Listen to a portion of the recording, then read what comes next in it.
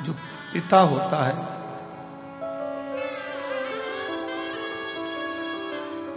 बेटी को ठोकर खाते नहीं देखता।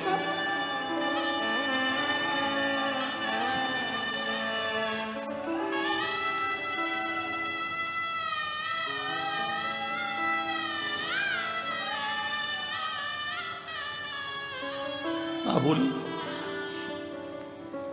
तेरी प्रतीक्षा कर,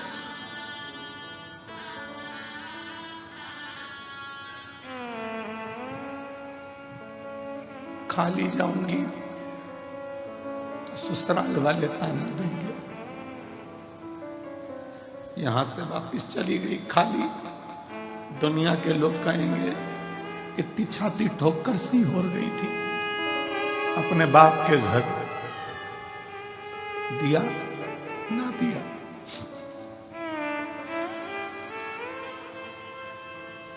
बहुत आस लगाई,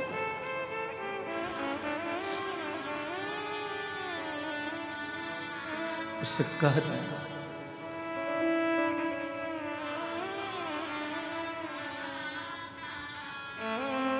मायके से, जब एक लड़की मायके से जब अपने ससुराल जाती है तो ससुराल में भी उसका बैग खोल कर देखा जाता है बाप ने क्या क्या दिया। मैं भी सीहोर से जाऊं इस कुबरेश्वर बाबा की भूमि से, तब मैं अपना दिल खोलकर दिखाऊं कि मेरे कुबेर भंडारी ने क्या क्या दिया है।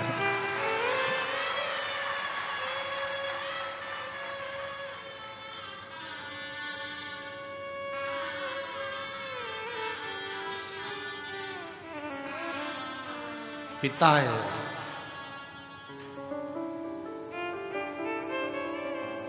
बहुत बड़ी आस विश्वास शिव से लगाओ।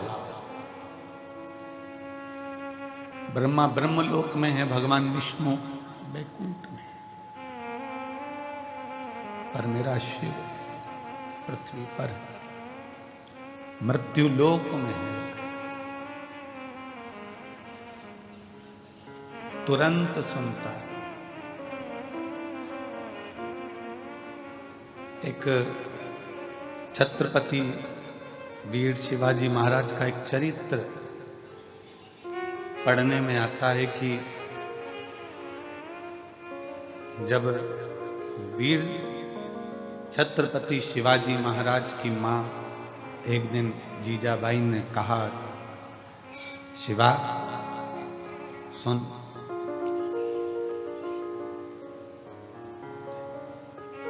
तू शिव के मंदिर में जाकर शंकर को शीश नवाता है, तेरी मां जीजाबाई ने भी तुझको शिव को शीश नवाकर पाया है।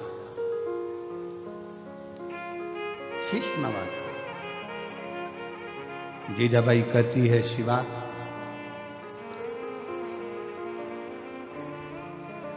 जिंदगी में एक शिव और जिंदगी में एक सच्चा गुरु केवल पृथ्वी पर ही काम नहीं आता, जब प्राण छूटते हैं और हम जब उस लोक में जाते हैं तो वहां भी काम आता है। जीजाबाई कहती हैं अपने पुत्र छत्रपति वीर शिवाजी महाराज से कि एक अच्छा गुरु और एक शिव, शिवा एक भगवान शंकर और एक गुरु जीवन में केवल मृत्यु लोक में ही नहीं उस लोक में भी काम आता है। और इसका प्रमाण छत्रपति वीर शिवाजी की कथा दे रही है। इसका प्रमाण छत्रपति वीर शिवाजी की कथा वर्णन कर रही है।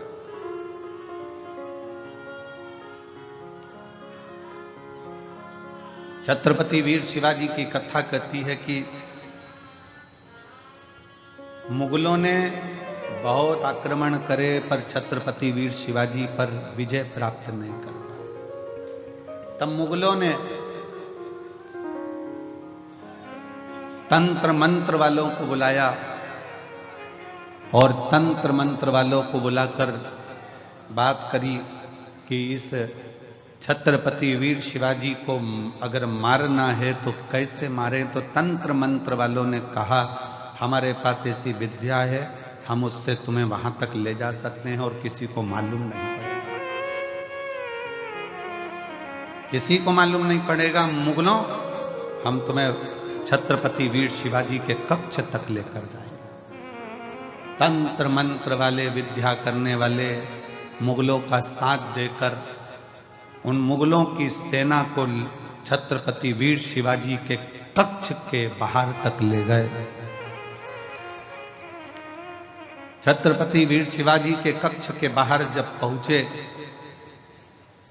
और अंदर तलवार लेकर छत्रपति वीर शिवाजी को मारने के लिए जब अंदर प्रवेश करा, जैसे ही अंदर प्रवेश करा तो मुगलों ने क्या देखा कि तंत्र मंत्र के बल पर अंदर तक तो पहुंच गए थे, पर छत्रपति वीर शिवाजी सो रहे थे और उसी समय पर एक हाथ निकल कर आता है और वो हाथ उस छत्रपति वीर शिवाजी के ऊपर रखा जाता है और तलवार उतना असर नहीं करता। मुगल वापिस गए और तंत्र मंत्र वालों से कहा कि तुम्हारे तंत्र मंत्र से हम वहां तक पहुंच गए, फिर ये मरता क्यों नहीं, इसको हमने तलवार मारी, लगती क्यों नहीं। तो तंत्र मंत्र वाले कहते हैं कि इस छत्रपति वीर शिवाजी का जो गुरु है और शिव है वो मरने नहीं दे सकता।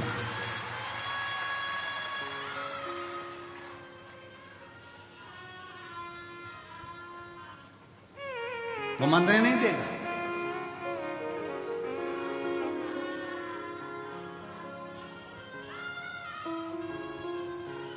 इसलिए दुनिया के लोग उनको पुकारते हुए कहते हैं जय भवानी जय शिवाजी। समर्थ भगवान गुरु का हस्त और भगवान शंकर की अविरल भक्ति छत्रपति वीर शिवाजी के ऊपर हाथ की तरह रखी हुई। और जितने शिव भक्त इस शिव महापुराण की कथा को श्रवण कर रहे हैं, भगवान शंकर की कथा को दिल से सुन रहे हैं, रुद्राक्ष महोत्सव में आप लोग आए हैं, कंकर शंकर की धरा पर पहुंचे हैं, आप सब के सिर पर भी कुबेरेश्वर महादेव का हाथ बना हुआ है, हस्त रखा है। बस भरोसा दृढ़ रखना, और जब भरोसा दृढ़ होगा, भरोसा दृढ़ता में धारण करोगे तो शिव को मिलने में देरी नहीं होगी। शंकर कब मिलता है? जब हमारा विश्वास दृढ़ हो जाए। थोड़ा तपना पड़ेगा, और जब तपन बहुत मिलेगी, दुनिया ताने भी देगी, गाली भी देगी, अपशब्द भी कहेगी, बहुत बोलेगी। एक पशुपति व्रत करा, काम नहीं हुआ, दूसरा करा, नहीं हुआ, आंकड़े की जड़ बांधी, नहीं हुआ। बहुत बहुत व्यवस्था, आप लोग व्रत करे, साधना करा, तप करा, सब कुछ करा, तो भी कार्य नहीं हो रहा है, तो समझना कि बाबा अभी और तपाएगा, और तपा ले, उसके बाद तुम्हें सोने जैसा निखार भी दे। भगवान को अपना हृदय, अपना दिल, अपना भाव शिव से कहते, तपाएगा, थोड़ा कष्ट भी देगा, कष्ट भी देगा। सोने का जेवर बनता है, सोने के बिस्कुट को बनाने के बाद सोने का जो जेवर होता है, बिस्कुट की कीमत और जेवर की कीमत में अंतर होता है। सोने का बिस्कुट थोड़ा कम कीमत का होता है, पर सोने का जेवर ज्यादा कीमत का होता है, क्योंकि उसमें फूंक मार मार कर, तपा तपा कर, कणका कणका जोड़कर उसकी ज्वेलरी बनाई गई है, उसको हार बनाया गया है, उसको सुंदर बनाया गया है। जब भगवान आपको सुंदर बनाता है तो जगत में तपाता बहुत है, और तपाने के बाद जब सुंदर बनाता है तो गले में शोभा। गले में शोभा कब पाएगा? जब वो तपेगा। आप में से कितने लोग हैं जो बिस्कुट को टांग कर चलते हो सोने के? बहू के शादी में जब लड़के की शादी हो रही है, लड़के की जो माँ है अपनी बहू के लिए जेवर बनवाती है, हम उससे के जेवर मत बनवाओ, बाजार से 50 ग्राम 100 ग्राम 10 ग्राम 20 ग्राम का बिस्कुट लाके थाली में रख के बहू को दे दो, अच्छा लगेगा?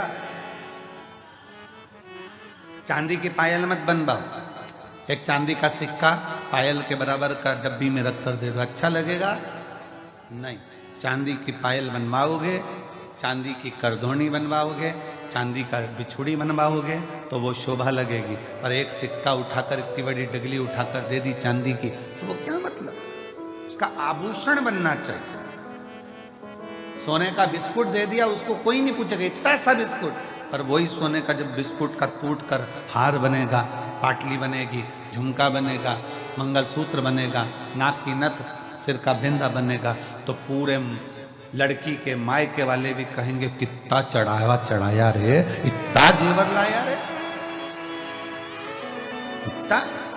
वही टुकड़ा दे देते तो उसकी कोई कीमत नहीं मानता, भले वो कीमत वाला था पर उसकी कोई कीमत नहीं। उसकी कीमत जब बनी जब वो जुड़ जुड़ कर हार तैयार हुआ है।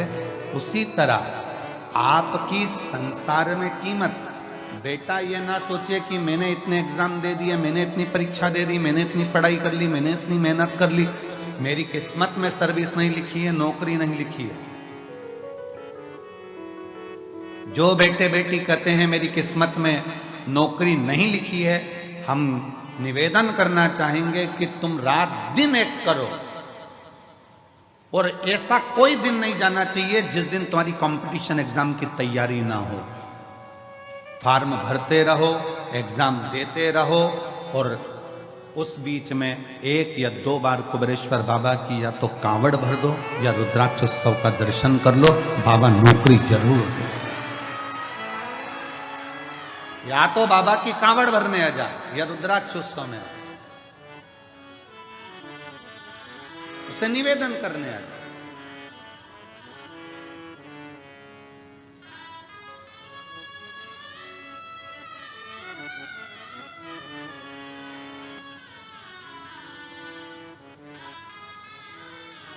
उससे विनय करने के लिए जब तेरा मन पड़ जाए सावन के महीने में, जब तेरी इच्छा हो कावड़ में, जब तेरी इच्छा हो रुद्राक्ष उत्सव में, तो जब मन पड़ जाए बाबा की आ जा। वैसे नहीं आए तो ऐसे ही आ, एकांत में बैठ, कंकर बीन रख, 5 कंकर रख कर पूजन कर, विनय कर, जल चढ़ा, दीप लगा, बाबा को श्री शिवाय नमस्तुभ्यम 108 बार बोल, 4 कंकर छोड़, 1 कंकर ले, बाबा को बोल कर चल।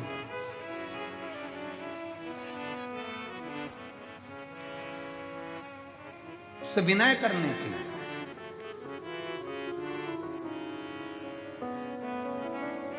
जिस समय पर रुद्राक्ष वितरण होगा 25 मार्च से,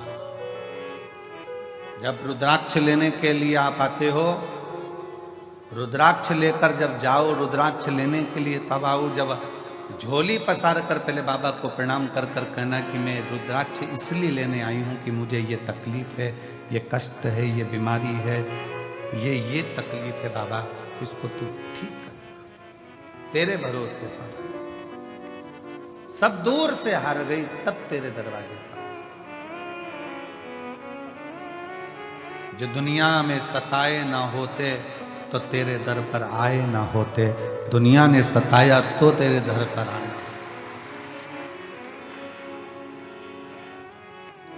दुनिया सताती नहीं तो हम यहां आते कैसे?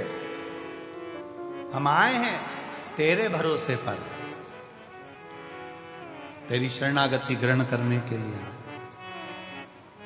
मांग कर उससे रुद्राक्ष लेकर, फिर उस रुद्राक्ष को तांबे के कलश में गलाकर शिव जी को जल चढ़ाकर उसका हाथ चुमा।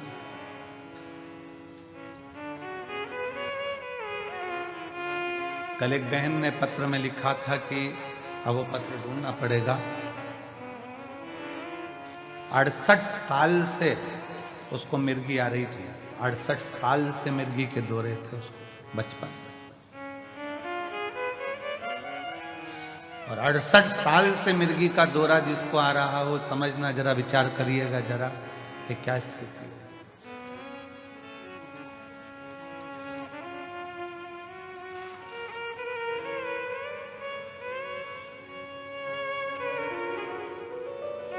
अब एक वो हमारे भारत गुप्ता जी के छोटे भाई पंकज गुप्ता जी, उनके ससुर के ब्रेन में ट्यूमर हो गया, और ब्रेन ट्यूमर हुआ तो डॉक्टरों ने कहा कि इसका ऑपरेशन तो हो जाएगा और करवाना जरूरी भी है, पर याददाश्त आएगी, कोमा में चले जाएगा, या तुम्हें पहचान पाएगा, नहीं पहचान पाएगा, या ठीक रह पाएगा, नहीं रह पाएगा, कोई भरोसा नहीं।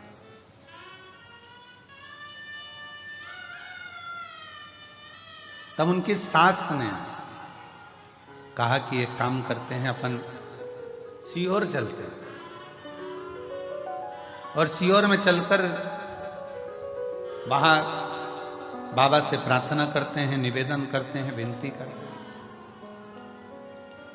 सीहोर आए, कंकर शंकर पूजन करी, हम तो थे ही नहीं, हमारा मिलना भी नहीं हुआ, विनय कर कर चले गए, रुद्राक्ष लिया, पहुंच गए। पत्नी पानी देती, वो कहते ये रुद्राक्ष है, रुद्राक्ष का जल तो हल्का हल्का लाल हो रहा है, अब इसका पानी कैसे पीऊं। पति ने एक दिन मना करा, 2 दिन मना करा, पर धीरे धीरे फिर उन पत्नी ने कहा पियो तो सही, पीना प्रारंभ हुआ। ऑपरेशन की जो तारीख दी गई थी उसके पहले फिर एक बार जांच कराई गई, और जांच में निकला कि ब्रेन में जो ट्यूमर था वो समाप्त हो गया था, वो समाप्त हो गया। शिव का भरोसा, शंकर भगवान की शरणागति अगर विश्वास के साथ करी गई है, भरोसे के साथ अगर शिव को भजा है, तो उसका फल मेरा शंकर ओघड़दानी देने में देरी नहीं कर सकता, देने में देरी नहीं कर सकता।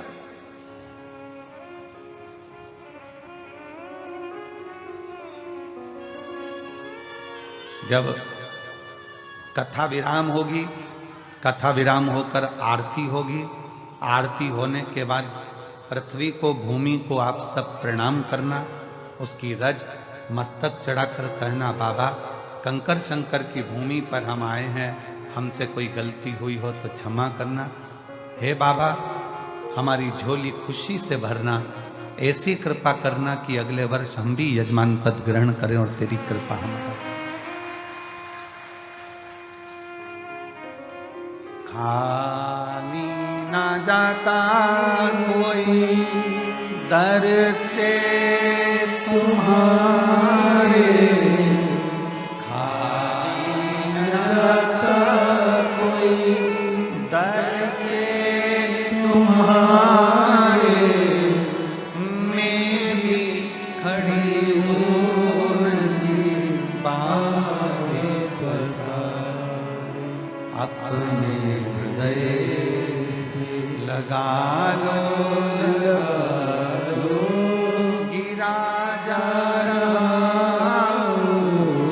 उठा लो, भोले अपने दर से अब तो न टालो, गिरी जा रही उठा लो। शिव के आश्रित होकर, शिव के भरोसे में, शंकर भगवान की शरणागति में एक विश्वास को रखकर शिव का अनुमोदन करें, शिव का स्मरण करें, शिव की भक्ति।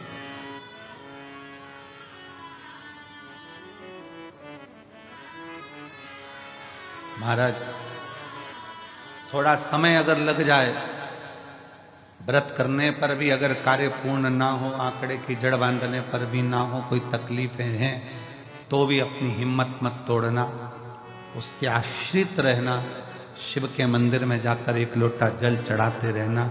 एक ना एक दिन मेरा शिव तुम्हारे दुख को काटे काटे।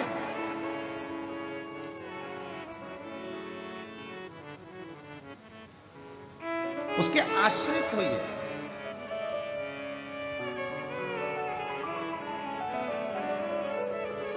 जिस समय पर भगवान शंकर के लिए विष भेजा गया, मंथन हुआ, और मंथन में जब मंथन किया गया तो मंथन में माणिक निकला, मोती निकला, औषधि निकली, अमृत निकला, बहुत सारी माता लक्ष्मी निकली, गौ माता निकली, सब कुछ निकला, सब कुछ सब कुछ। और फिर बाद में जो निकला वो निकला, प्रथमता में जो निकला था वो विष निकला था, और ये सब बाद में निकलते। विष प्रथम निकला, विष पहले नंबर पर निकला। और सावधान इंडिया, सावधान शिव भक्त, जब प्रथम नंबर पर विष निकलता है तो यह याद रखना कि सबसे पहले जिंदगी में लोग आपके लिए विष ही उगलेंगे, विष ही उगलेंगे। संत तुकाराम जी को, जब संत तुकाराम जी भगवान की भक्ति करते, साधना करते, तो लोग उनको इतना अपशब्द कहते, इतने ताने देते, इतनी गालियां देते। नामदेव जी भजन करते तो नामदेव जी को, मुक्ताबाई करती तो मुक्ताबाई को, कर्माबाई करती तो कर्माबाई को, मीराबाई करती तो मीराबाई को, रामकृष्ण परमहंस करते तो उनको, चैतन्य बाबा करते तो उनको, श्रीमद वल्लभाचार्य जी करे तो उनको, रामानुजाचार्य जी करे तो उनको, निम्बाचार्य जी करे तो उनको। जितने राष्ट्र में, भारत की भूमि पर जितने संत, साधु, सन्यासी, तपस्वी, साधक, उपासक, ये जो तप करने वाले हैं, भगवान की भक्ति करने वाले हैं, इनको बहुत परीक्षा देना पड़ता है। खूब अपशब्द कहे जाते हैं, खूब ताने दिए जाते हैं, खूब गालियां दी जाती है, खूब आतड़ा बोड़ा जाता है, खूब आड़ते। पर याद रखो, अगर शंकर की कथा सुन रहे हो और शिव आपके दिल में बैठा है ना, तो शिव जैसी भक्ति करना कि अमृत बाद में निकला है, लक्ष्मी बाद में निकली है, माणिक बाद में निकले हैं, औषधि बाद में निकली है, ये सब कुछ बाद में निकला है। सबसे पहले तो विष निकला है, सबसे पहले जहर निकला, सबसे पहले जहर निकला।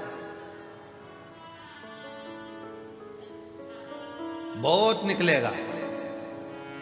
घर के लोग भी आप लोगों को ताना देंगे जब जेब में पैसा नहीं होगा। इसलिए हम हमेशा इस व्यासपीठ पर आने से पहले हमारे बाबा से हम यही कहकर आते हैं, बाबा किसी पुरुष की जेब खाली मत रखना और किसी स्त्री की गोद खाली मत रखना। बहुत सुनना पड़ता, बहुत। स्त्री की गोद में अगर संतान नहीं है तो उसको लोग बांझ कहते हैं, अपशब्द कहते हैं, ताना देते हैं, सुबह से निकले तो उसका मुंह ना देखते हैं, आड़ा टेढ़ा कहते हैं, गालियां देते हैं, अपशब्द कहते हैं, कुछ भी कह देते हैं। उनका मन, कई कई तो अपने बच्चों को नहीं देती उनकी गोद में, ये स्थिति है। पर ऐसा नहीं है। एक नारी, एक पुरुष बनाने वाला स्वयं मेरा भगवान है, और उसने अपने ही स्वरूप से इनका निर्माण किया। उसका कोई दोष नहीं है, उसकी कोई दोषता नहीं। कई माताएं कहती हैं, पति चले गया कोरोना में, हम अकेले रह गए, तो क्या हम शंकर जी के शिव महापुराण कथा को सुन सकते हैं, जल चढ़ा सकते हैं, अभिषेक कर सकते हैं, पूजन कर सकते हैं, शिव की भक्ति कर सकते हैं? उनको कहें शिव महापुराण की कथा की शुरुआत चंचुला देवी से होती है, जिसका पति बिंदुक चले गया, प्रेत योनि में पड़ा था, प्रेत योनि में। और चंचुला देवी काशी में भगवान शंकर की कथा का रसपान करती है, काशी